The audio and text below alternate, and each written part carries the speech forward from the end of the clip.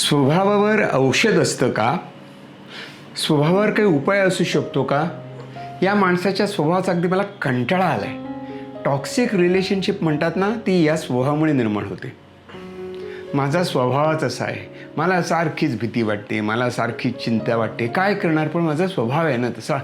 स्वभाव या शब्दाभोवती अनेक प्रकारची मानसिक जाळी विणलेली आहेत आणि त्याच्यात आपण अडकून बसतो.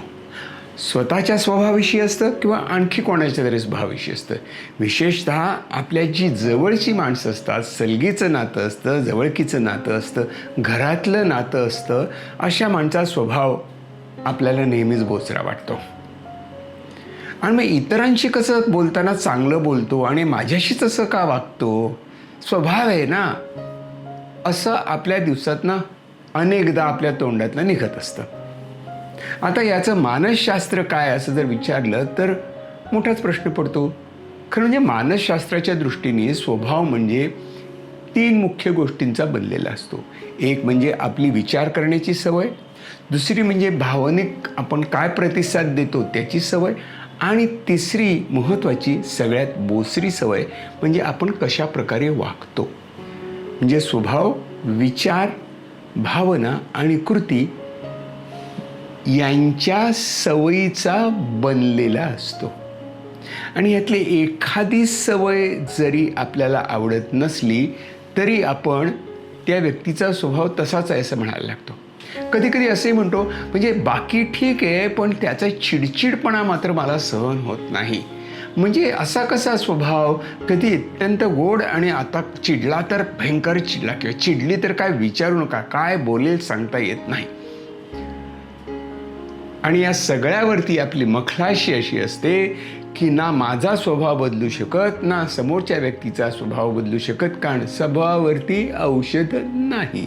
मग कोणी म्हणतं त्याची रासच तशी आहे, कोणी म्हणतात हे गुण असेच जुळून आलेले आहेत, कोणी म्हणतात पत्रिकेतच आहे. आणि सगळ्यात कॉमन काय असेल तर स्वभाव अनुवंशिक असतो, तो बदलणार तरी कसा?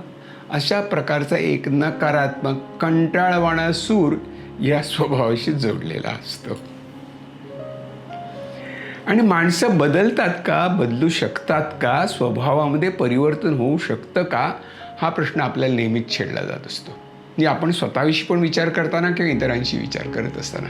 पण जेव्हा आपण स्वभावाचे वेगवेगळे पैलू बघायला लागतो ते आपल्या लक्षात येतं की याच्यामध्ये थोडा बदल संभवतो.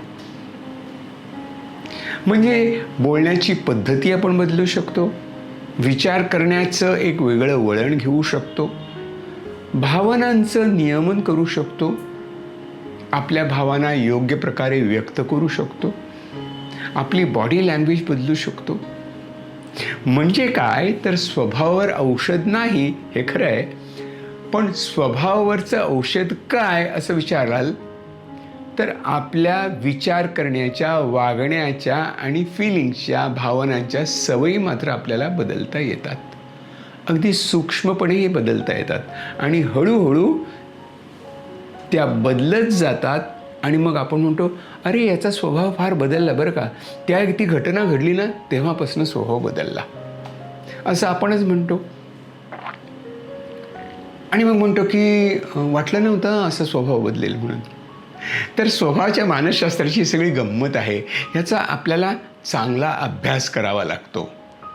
म्हणजे स्वतःचा आणि लोकांच्या वागण्याचा, विचार करण्याचा आणि त्यांच्या भावनांचा, हे कशा व्यक्त होतात त्याचा, विचार कसे व्यक्त होतात त्याचा, आणि वागण्याच्या सवयी काय त्याचा. गंमत आहे.